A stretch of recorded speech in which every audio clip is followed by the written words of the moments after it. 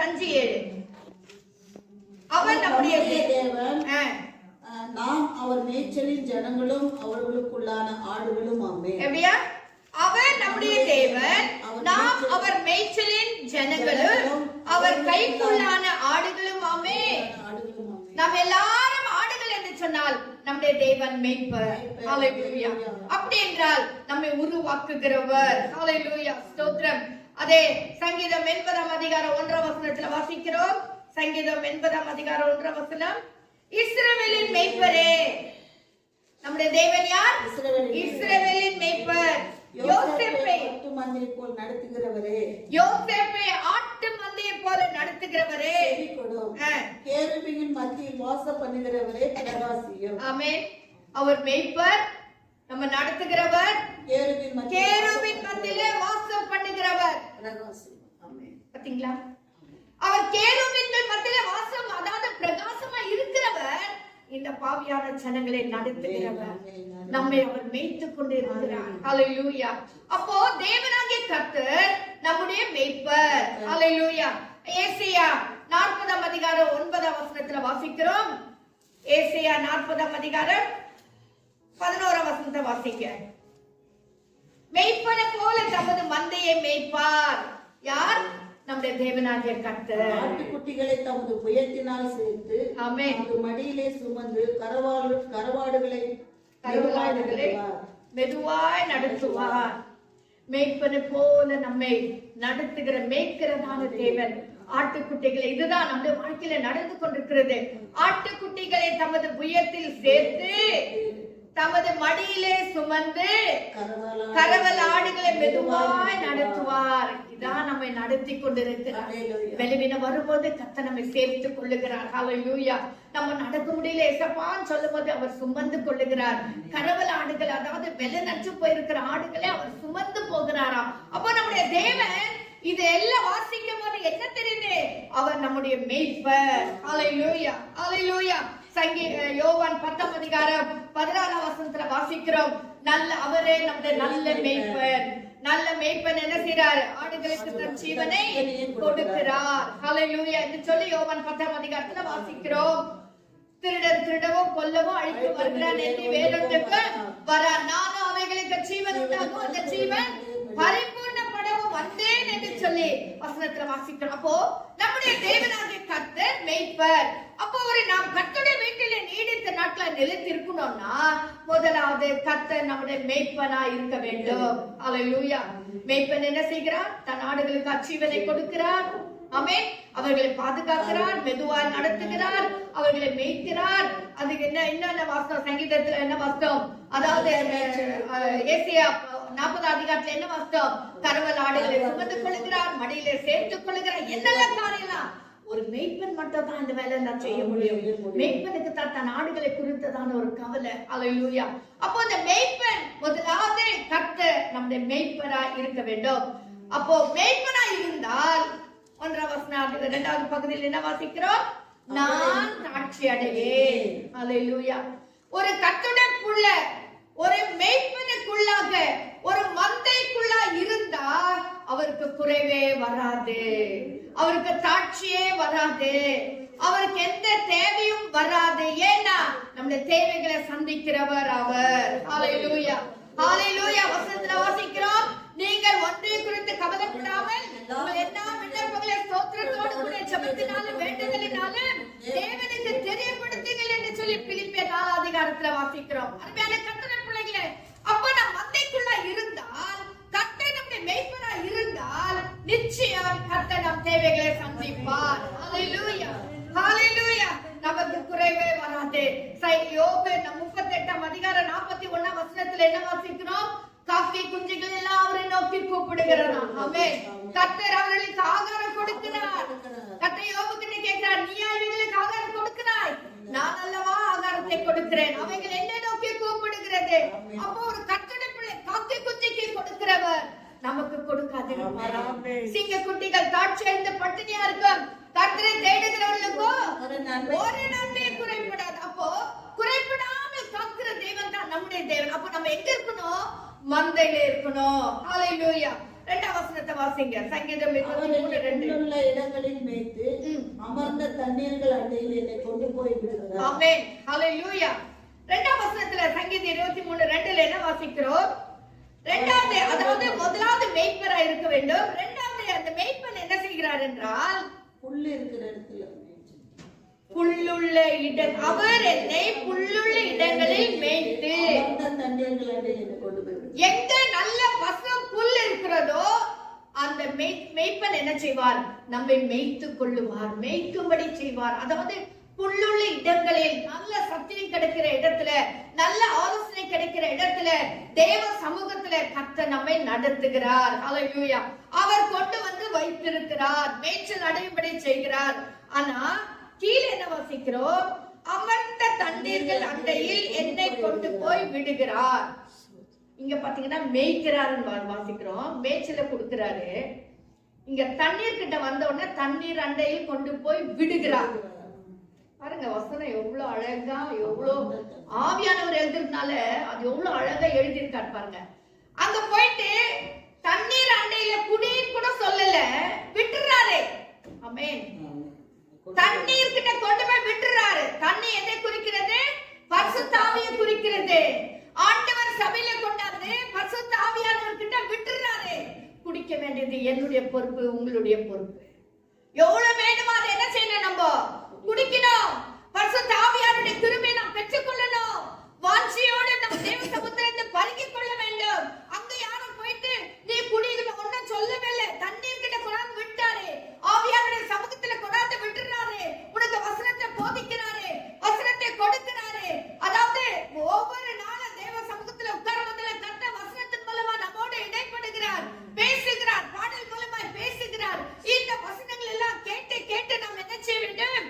ஆவிக்குள்ளாக செல்ல வேண்டும். ஆவியானவருக்குள்ளாய் சென்று பரிசுத்த ஆவியை நாம் பருகிக் கொள்ள வேண்டும். உனக்கு எவ்வளவு தாகம் இருக்குதோ எல்லாம் போயிடுச்சு. ஆண்டவர் சொல்றாரு, உன்னை தண்ணீர் அண்டையில கொண்டாந்து விட்டுறேன். குடிக்க வேண்டியது உன்னுடைய பொறுப்பு, வாஞ்சிக்க வேண்டியது உன்னுடையது. இன்னைக்கு வரங்கள் வேணுமா? தேவசனத்துல காத்திருந்து பெற்றுக்கொள். தரிசனம் வேணுமா? வெளிப்பாடு வேணுமா? சொப்பன வேணுமா? வியாக்கியானம் வேணுமா? தேவசனத்துல காத்திருக்க வேண்டும், காத்திருந்து பெற்றுக்கொள்ள வேண்டும். மேய்க்கிறாரு, புல்லுள்ள இடங்களில் தான் மேய்க்கிறாரு. நல்ல சபையில தான் கர்த்தர் வச்சிருக்காரு. நாம் மேய்ச்சல் அடைக்கிறோம். ஆனா குடிக்க வேண்டியது நம்முடைய பொறுப்பு. இன்னைக்கு நான் குறைச்சலா இருக்கிறேன்னா அது யாரும் பிளேம் பண்ணி இல்ல, ஏன் தப்பு? அது ஏன் தப்பு? நான் இன்னும் வாஞ்சை கேட்கல ஆண்டுகிட்ட, நான் இன்னும் காத்திருந்து செபிக்கல, நான் இன்னும் ஆவியானவரை பருகிக் கொள்ளல, சரியாய் பெற்றுக்கொள்ளல. என் தாகம் தீர்ற வரைக்கும் நான் பெறல. அதெல்லாம் தாகமே இல்லை நாட்களில். ஹalleluya. ரட்சிக்கப்பட்ட நாட்களில் இருந்த ஒரு தாகம் இந்த நாட்களில் நம்முடைய வாழ்க்கையில இல்ல. அது நானானாலும் நீங்களானாலும் சரி, இன்னைக்கு அந்த வாஞ்சை நமக்குள்ள முதலாவது வர வேண்டும். செபிக்கணும். எனக்காக நான் செபிக்கும் போது நான் செபிக்கணும். எனக்கு அந்த வாஞ்சையை கொடுங்க ஆண்டவரே, செபாவியை ஊற்றுங்க ஆண்டவரே, வியாக்கியானம் செய்ய முடியாது ஆண்டவரே, தியானிக்க முடியாத அந்த இருதயத்தை கொடுங்க. நம்முடைய உள்ளங்க என்னன்னா இந்த வேலை செய்யணும், அந்த வேலை செய்யணும், ஓடணும், அதை ஓடியாடணும், இதுதான் இருக்குதே தவிர இன்னைக்கு ஆவிக்குரிய தாகம் இல்லை, ஆவிக்குரிய வாஞ்சை இல்லாத பிள்ளைகளாக நம்ம காணப்படுறோம். ஆண்டு சொல்றாரு, புல்லுடைய இடங்களில் மேய்த்து அமர்ந்த தண்ணீர்கள் அண்டையில் என்னை கொண்டு போய் விடுகிறார். விட்டுறாரு, விட்டுறாரு. ஆவியானவர்கிட்ட எந்த பஞ்சமும் கிடையவே கிடையாது, விட்டுட்டு இருக்காரு. பருக வேண்டியது நானும் நீங்களும் தான், நாம தான் பருக வேண்டும். ஹalleluya. 3ஆம் வசனத்தை வாசிங்க. அவர் என் ஆத்துமாவை தேற்றி தம்முடைய நாமத்தின் நிமித்தம் என்னை நீதியின் பாதைகளில் நடத்துகிறார். நாம் நல்ல மேய்ச்சலை கண்டறிஞ்சு வசனங்களை கேட்டு ஆவியானவருக்குள்ள பலப்பட்டு ஆவியானவரை அதிகமாய் பருகிக் கொள்ளும் பொழுது அவர் என் ஆத்துமாவை தேற்றுகிறார். 1ஆம் வசனத்துல வாசித்தோம், ரட்சிப்பு மந்தைக்குள்ள வர வேண்டும். இதுல வியாதியின் பலவீனம் வர நேரத்துல உன் ஆத்துமாவை தேற்றுகிறார். தகப்பன் தன் பிள்ளையை தேற்றுகிறது போல, ஒரு தாய் தன் பிள்ளையை தேற்றுவது போல கர்த்தர் ஒவ்வொரு நாளும் நம்மை தேற்றுகிறார். அதுதான உண்மைங்க. ஹalleluya.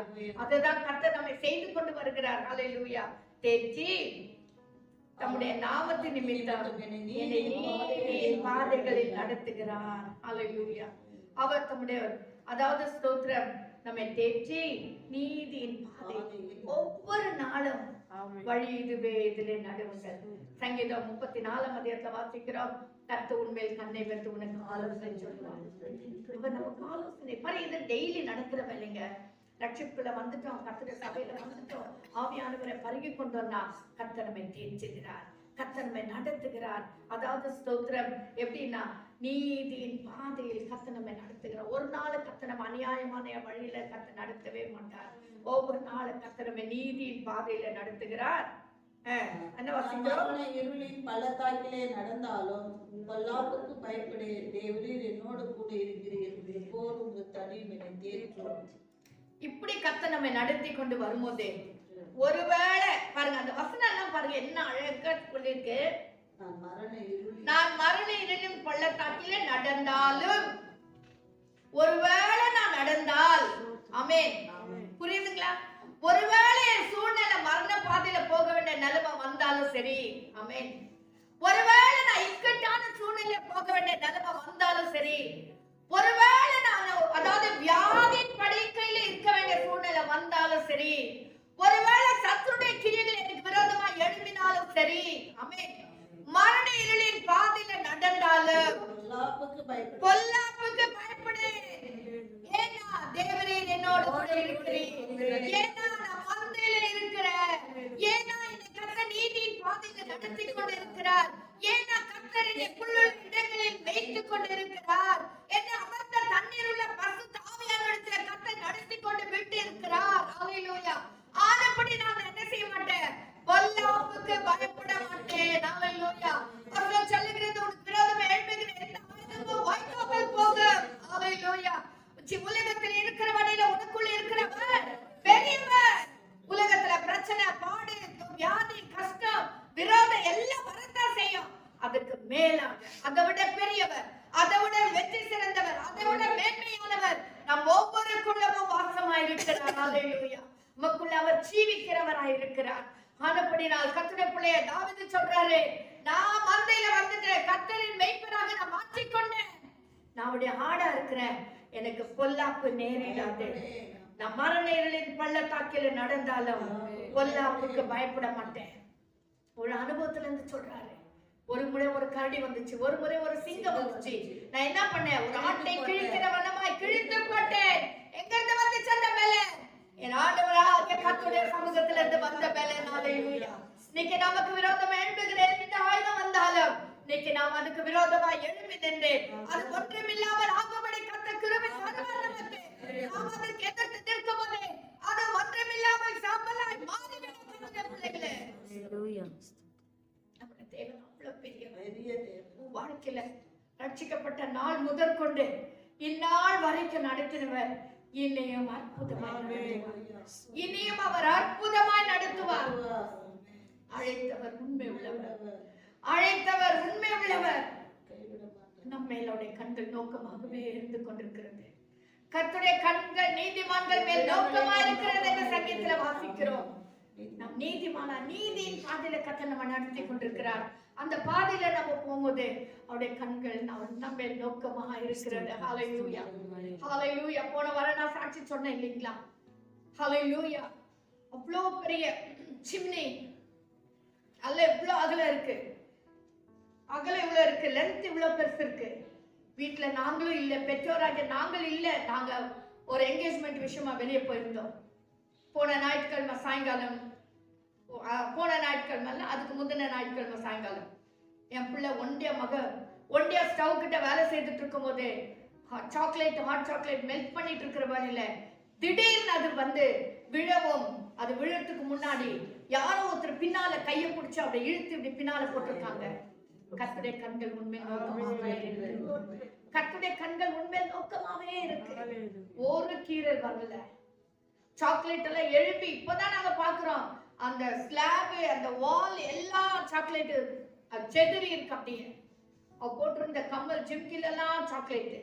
நான் என்ன சொல்ல வரேன், கர்த்தருடைய கண்கள் உண்மை நோக்கமாக இருக்கிறது. ஆபத்து வரதுக்கு முன்னால கர்த்தர் உன்னை அப்படியே பிடிச்சு தூக்கி போடுவார். ஹல்லேலூயா. இது நாங்க சாட்சியில தான் கேட்டிருக்கோம். அனுபவத்துல நாங்க அந்த பிரேயர்ல இருக்கும்போது, பிராங்க் பிரதருடைய வீட்டுல இருக்கும்போது போன் வந்துச்சு. அதை நாங்க கேட்டுட்டு ரொம்ப கஷ்டம் ஆயிடுச்சு. நான் பாஸ்டருக்கு சொல்லல. சாப்பிட்டு இருக்கிறப்ப தான் நான் சொன்னேன் பாஸ்டருக்கு இந்த மாதிரி ஆச்சு, ஆமாம் எனக்கு இப்படி ஆச்சுங்களா அப்படின்னு. உடனே நாங்கள் மடமடன்னு சாப்பிட்டுட்டு அவனை கேட்ட ஒன்றும் ஆகலையாம்மா உனக்கு, ஒன்று முகத்தில் எதுவும் படலையா? சரி ஒன்றுமே ஆகல மாமி, என் முகத்தில் எதுவுமே படலை. அதுக்குள்ளே என்னை யாரோ பிடிச்சிட்டு இழுத்து பின்னால் போட்டுட்டாங்க, அதனால நான் தப்பிச்சிட்டேன். மேலே ஸ்டவ் மேலே அந்த வெசில் எல்லாம் அப்படியே நொறுங்கி போயிருக்கு. ஆனால் எந்த ஹுக்கும் உடையில, ஸ்டவ்ல எந்த டேமேஜும் வரல, எதுவுமே ஆகல, அப்படியே தான் இருக்கு, நல்ல மாதிரி தான் இருக்கு. ஹுக்கு திருப்பி எடுத்து மாட்டலாம், அந்த அளவுக்கு நல்ல கிளீனா இருக்குது, ஒண்ணுமே இல்லை. ஆனா இது பிசாசுடைய கிரியைன்னு சொல்லிட்டு நாங்க புரிஞ்சுக்கணும். பிசாசுடைய தந்திரங்களுக்கு கத்த நம்மை விலக்கி காத்துக்கொள்கிறார். பிசாசுடைய பொல்லாத கிரியைகளுக்கு கத்த விலக்கி காத்துக்கொள்கிறார். கத்துடைய பிள்ளையே, கத்துடைய கண்கள் உண்மையில் எந்நேரமும் நோக்கமா இருக்கிறது. 24/7 என்று சொல்லி அநேக ஹாஸ்பிட்டல்களை பார்க்கிறோம். அதற்கு மேலாக கத்துடைய கண் நம்மை நோக்கமா இருக்கிறது. ஹல்லேலூயா. நம்மை காக்கிறவர் உறங்குவதும் இல்லை, தூங்குவதும் இல்லை. ஹல்லேலூயா.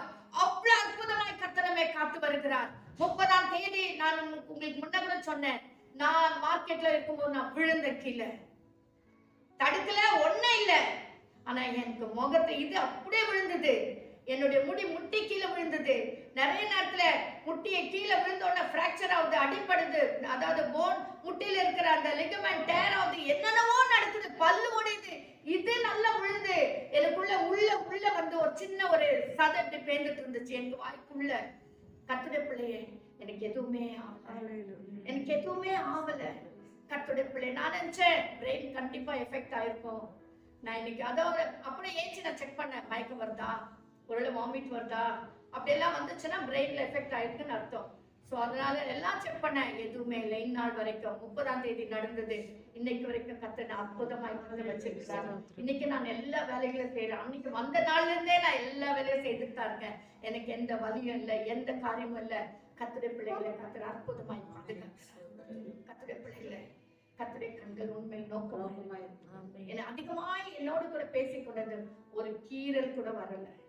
பாருங்க, என் கண்ணாடி கூட உடையலங்க, இப்படிதான் விழுந்தேன், கண்ணாடி கூட உடையல. அதுக்கு ஒரு 2000-3000 செலவும் இருக்கும். ஆனா கர்த்தர் அதை கூட விடவே இல்லை. நான் என்ன சொல்ல வரேன்னா, கர்த்தருடைய பிள்ளைகளை கர்த்தர் அவ்வளவு பத்திரமாய் பாதுகாக்கிறார். ஒரு கீறல் வராம கர்த்தர் பாதுகாக்கிறார். உன் உடம்புல கீறல் வரக்கூடாதுன்னு கர்த்தர் 2000 வருஷங்களுக்கு முன்பதாகவே அவர் காயப்பட்டார், அவர் நொறுக்கப்பட்டார், அவர் பிசாசின் கிரியைகளை மேற்கொண்டார், ஜெயத்தை பெற்றார். இன்னைக்கு நம்ம உலகத்துல வாழ்ந்து நிற்கிறோம், நடந்து நிற்கிறோம். இல்லன்னா என்னைக்கோ பிசாசு நம்ம ஒண்ணு இல்லாம விலகி போட்டிருப்பான். கர்த்தருடைய பிள்ளைகளை எவ்வளவு அற்புதமாய் கர்த்தர் நம்மை நடத்தி வருகிறார். அவர் நம்மை நீதியின் பாதையில் நடத்துகிறார். நான் பயப்படேன், தேவரே என்னோடு கூட இருக்கிறேன். ஆமென், ஹல்லேலூயா. எப்பவுமே நாம சொல்லணும், தேவரே என்னோடு கூட இருக்கிறேன், தேவரே என்னோடு கூட இருக்கிறேன். ஹல்லேலூயா, ஹல்லேலூயா. கர்த்தருடைய பிள்ளைகளே, தேவராகிய கர்த்தர் உன்னோடு கூட இருக்கிறார். நீ எப்போ கர்த்தருடைய மத்தியில இருக்கிறியோ, தேவன் உன்னோடு கூட இருப்பார். தேவன் உன்னை பலப்படுத்த அவர் உன்னை கரம் பிடிப்பார். சத்ருவான நம்மளை விழுங்கத்துக்கு எவ்வளவு வகை தேடினாலும் சரி, அவளை பிசாசுடைய கரத்துக்கு நம்மை விடவே மாட்டார். அவர் நம்மை விடவே மாட்டார். ஹல்லேலூயா, ஹல்லேலூயா. ஸ்தோத்திரம், ஸ்தோத்திரம். அடுத்து என்ன வாசிக்கிறோம்? வாசிங்க அந்த 4ஆம் வசனத்தை மீண்டுமா வாசிங்க. மரண இருளின் பள்ளத்தாக்கிலே நடந்தாலும் பொல்லாப்புக்கு பயப்படேன், தேவரீர் என்னோடு கூட இருக்கிறீர், ஒரு கோலும் ஒரு தடியும் என்னை தேற்றும். ஆமென். தேவரீர் என்னோடு கூட இருக்கிறீர், இருக்கிறது மட்டும் இல்ல, உமது கோலும் உமது தடியும் என்னை தேற்றும். உமது கோலும், இதான் கர்த்தர் நம்மை நடத்தி கொண்டு வருகிறார். ஒவ்வொரு நாள் அவருடைய கோலினாலும் தடியினாலும் கர்த்தர் நம்மை தேற்றி வருகிறார். அவர் தேற்றும். கோல் இருக்கிறது தப்பு செய்யும்போது தான் அடிக்கிறதுக்கு. ஆமென். ஆனா நம்ம கர்த்தருடைய மண்டையில இருந்துட்டா அந்த கோல் தான் நம்ம தேற்றும். கோல்னு சொன்ன உடனே டீச்சர்ஸ் எல்லாம் கோல் வச்சிருப்பாங்க, ஏன்னா அதுக்கு தேய்ச்சிருக்கா அடிக்கிறதுக்கு. தப்பு செய்யும்போது அடிக்கிறதுக்கு தான் வச்சிருப்பாங்க. நம்முடைய தேவன் தப்பு செய்யும்போதும் நான் 2 கொடுப்பாரு. நாம் நல்லா இருக்கும் போது நம்ம தேற்றுவோம்.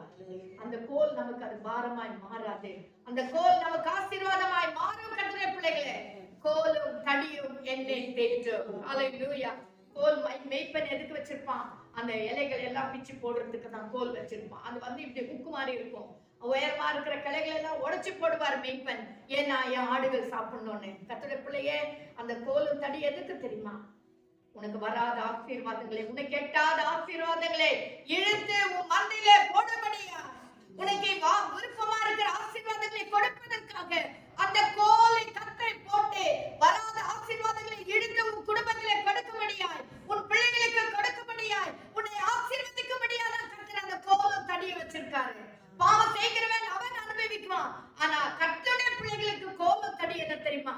உனக்கு எட்டாத ஆசீர்வாதங்களை உனக்கு கொடுக்கும்படியாய், உனக்கு எட்டி பிடிக்க முடியாத நன்மைகளை உன் குடும்பத்துக்கு கர்த்தர் கொடுக்கும்படியாய், உயரத்துல எங்கேயோ இருக்கு நினைச்சிருக்கிற ஆசீர்வாதங்களை உனக்கு கொடுக்கும்படியாய் தேவனாகிய கர்த்தர் கோலம் தடிய வைத்துக் கொண்டிருக்கிறார். உன்னை ஆசீர்வதிப்பதற்காக, உன்னை குடும்பத்தை நன்மையினால் திருப்தியாக்குவதற்காக கர்த்தர் கோலம் தடிய வைத்து நம்மை தேற்றிக் கொண்டிருக்கிறார். 5ஆம் வசனம், என் சத்துக்களுக்கு முன்பாக நீர் எனக்கு ஒரு பந்தியை ஆயத்தப்படுத்தி என் தலை எண்ணெயால் அபிஷேகம். ஆமென், ஹalleluya. என்ன செய்கிறார் தெரியுமா? என் சத்துருக்களுக்கு முன்பதாக எனக்கு ஒரு பந்தியை ஆயத்தப்படுத்துகிறார். கர்த்தருடைய பிள்ளையே, உனக்கு விரோதமாக பொல்லாத கிரியைகள் எழும்பிக் கொண்டிருக்கார். உனக்கு விரோதமா சத்துருக்கள் எழும்பிட்டு உன்னை அவதூறாய் பேசுறாங்களா, உன்னை துக்கப்படுத்துறாங்களா, உன்னை வேதனைப்படுத்துறாங்களா? ஓ, அவர்களுக்கு முன்பதாக உனக்கு ஒரு பந்தி ஆயத்தப்படுத்துவார். அவளுக்கு முன்பதாக உனக்கு ஒரு பந்தி ஆயத்தப்படுத்துவார். அது மட்டும் இல்ல, உன் தலையை எண்ணெயால் அபிஷேகம், ஓ பாத்திரம் நிரம்பி வழியும்படியாய் செய்வார். ஒரு மந்தையில் இருக்கிற கர்த்தருடைய பிள்ளையுடைய வாழ்க்கை இதுதான். ஒரு கர்த்தருடைய பிள்ளை மந்தையில இருந்து கீழ்ப்படிந்து இருப்பார்கள் என்று சொன்னால் கர்த்தர் சத்துருக்களுக்கு முன்பதாக ஒரு பந்தி ஆயத்தப்படுத்தி அவருடைய தலையை என்ன செய்கிறார்? தலையை எண்ணெயால் அபிஷேகம் பண்ணுகிறார். பாத்திரம் அபிஷேகம் வந்த உடனே பாத்திரம் நிரம்பி வழிகிறது. அப்படின்னா உன் ஆவிக்குரிய வாழ்க்கையில கூட உனக்கு ஆசீர்வாதம், உலக பிரகாரமான வாழ்க்கையில கூட ஆசீர்வாதம். உன்னை கர்த்தர் எதிரே குறைவா வைக்கவே மாட்டார். எப்ப என் பாத்திரம் நிரம்பி நிரம்பி வழிந்து கொண்டே இருக்கும்படி கர்த்தர் செய்வார். அதனால் அநேகர் ஆசீர்வதிக்கப்படுவார்கள். சோ ஆபிரகாமை ஆசீர்வதித்து உன் மூலமா என்ன செய்வேன்? உன் ஜனத்தை உன் தேசத்தை என்ன செய்ய போறேன்? ஆசீர்வதிப்பேன்னு சொன்னாரு. ஆதியாகமம் 12ஆம் அதிகாரத்துல கர்த்தர் நம்மையும் ஆசீர்வதிக்க விரும்புகிறார். அதே போல இப்ப வாங்க 6ஆம் வசனம், ஜீவனுள்ள நாளெல்லாம் நன்மையும் கிருபையும் என்னை தொடரும். அபிஷேகம் பண்ணி உன்னை நடத்தி உன்னை போஷித்து ஆவியானவர்கிட்ட விட்டு உன்னை பலப்படுத்தி நீதியின் பாதையில நடத்தி என்ன செய்யறாரு? உன் சத்துருக்களுக்கு முன்பதாக பந்தி ஆயத்தப்படுத்துகிறார். உன் தலையெலியால் அபிஷேகம் பண்ணுகிறார். உன் பாத்திரம் நிரம்பி வழிகிறது மட்டும் அல்ல, ஜீவனுள்ள நாளெல்லாம், ஸ்தோத்திரம் ஸ்தோத்திரம் ஸ்தோத்திரம், ஜீவனுள்ள நாளெல்லாம் நீ எவ்வளவு நாள் இந்த உலகத்துல வாழ்றியோ அத்தனை நாளுக்கும் என்ன நடக்கும்? நன்மையும் கிருபையும் உன்னை தொடரும். நன்மையும் கிருபையும் உன்னை தொடரும். நம்ம தொடர்ந்து போக வேண்டாம். நம்ம நன்மை பின்னால நம்ம ஓடி ஓடி அலைய வேண்டாம். நம்ம போனா நம்ம வெக்கப்பட்டு போயிடுவோம், நமக்கு கிடைக்காது. ஆனா கர்த்தர் செய்றாரா? ஒரு கர்த்தருடைய பிள்ளையை தேடி வரும், நன்மையும் கிருபையும் அவனை தொடரும். ஒரு மந்தையில் இருக்கிற கர்த்தருடைய பிள்ளையோட வாழ்க்கையில கர்த்தருடைய நன்மையும் கிருபையும் அவனை தொடர்ந்து வந்து கொண்டே இருக்கும். ஹல்லேலூயா, ஹல்லேலூயா. அவன் ஜீவனுள்ள நாளெல்லாம் நன்மை தொடர்ந்து வரும், கிருபை தொடர்ந்து வரும், ஆசீர்வாதங்களை கொடுத்து கொண்டே இருப்பார். ஒரு நாள் வரும், எக்கால ஊதுகிற நேரத்துல கர்த்தருடைய வீட்டில் எடுத்துக் கொள்ளப்படுவார். அவன் கர்த்தருடைய வீட்டிலே நீடித்த நாட்கள் இருப்பான். ஹல்லேலூயா, ஹல்லேலூயா. கடைசியாக ஒரே ஒரு காரியத்தை மட்டும் நான் சொல்லி முடிக்க விரும்புகிறேன். அதாவது சங்கீதம் யோவான் 10ஆம் அதிகாரத்தை எடுத்துக்கொள்வோம். யோவான் 10ஆம் அதிகாரம் 27ஆம் வசனம். யோவான் 10ஆம் அதிகாரம், என் ஆடுகள் என் சத்தத்திற்கு செவி கொடுக்கிறது, நான் அவைகளை அறிந்திருக்கிறேன், அவைகள் எனக்கு பின் செல்கிறது. ஆமென். நாம் கர்த்தருடைய பிள்ளைகள், கர்த்தருடைய வீட்டில் இவ்வளவு நாள் நேரம் கர்த்தர் எப்படி நம்ம நடத்துகிறார், என்ன ஆசீர்வாதங்களை கொடுக்கிறார் என்று சொல்லி பார்த்தோம். இப்போ நம்ம கர்த்தருடைய மந்தையில் இருக்கிற ஒரு ஆடா இருந்தால் நாம் என்ன செய்ய வேண்டுமா? செவி கொடுக்கணும். என் ஆடுகள் என் சத்தத்துக்கு செவி கொடுக்கும். கர்த்தர் எதிர்பார்த்து கொண்டிருப்பார். என் ஆடுகள் தானே, நான் ரட்சிக்கப்பட்ட ரட்சத்தை என் பிள்ளைங்க தானே என் வார்த்தையை கேட்பாங்க, எனக்கு செவி கொடுப்பாங்க. கர்த்தர் பார்த்து கொண்டிருக்கிறார். நாம் கர்த்தருடைய மந்தையில் இருக்கிற ஆடுகள் ஆனால், உண்மையிலே அவருடைய பிள்ளைகள் ஆனால் நாம் என்ன செய்ய வேண்டும்? அவைகளுக்கு நாம் என்ன செய்ய வேண்டும்? அவருடைய சத்தத்திற்கு செவி கொடுத்து அவைகள் எனக்கு பின் செல்லும். கர்த்தரை நாம் பின்பற்றி செல்ல வேண்டும். உள்ள மனுஷர்கள் சொல்ற பேச்சை நம்ம கேட்க கூடாது. அவங்க இப்படி சொன்னாங்க, அவங்க அப்படி சொன்னாங்க. நோ, கர்த்தர் என்ன சொல்லுகிறார்? கர்த்தருடைய வார்த்தை. நான் கர்த்தருடைய மந்தையில் இருக்கேன். எனக்கும் ஆண்டுக்குள்ளதான் விஷயம். நான் கர்த்தரை பேசி, நான் கர்த்தரிடத்துல சொல்லி நடந்து கொள்ள வேண்டிய காலம் என்ன அறிந்து நாம் அவைகள் எனக்கு பின் செல்லுகிறது. நம்மை அழைத்தவர் அவர். அவருக்கு பின்னால நாம் செல்ல வேண்டும். ஹல்லேலூயா. அவர் செவிக்கு, அவருடைய வார்த்தைக்கு நாம் செவி கொடுக்க வேண்டும். அவருடைய வார்த்தை நம்மோடு பேசுகிறார். அதே நேரத்துல வேத வசனம் நம்மோடு பேசி கொண்டிருக்கிறது. இதைத்தான் கர்த்தர் நம்ம கொடுத்திருக்கிறார். இந்த வார்த்தை ஜீவனுள்ள வார்த்தைகள். இந்த வார்த்தை நம்மோடு இடைப்படுகிறதா இருக்கு. இந்த வார்த்தையை நம்ம கேட்டு அவருக்கு பின் செல்ல வேண்டும். ஹல்லேலூயா. அடுத்த ஒரு வசனத்தை கூட வாசித்தா நல்லா இருக்கும் நினைக்கிறேன்.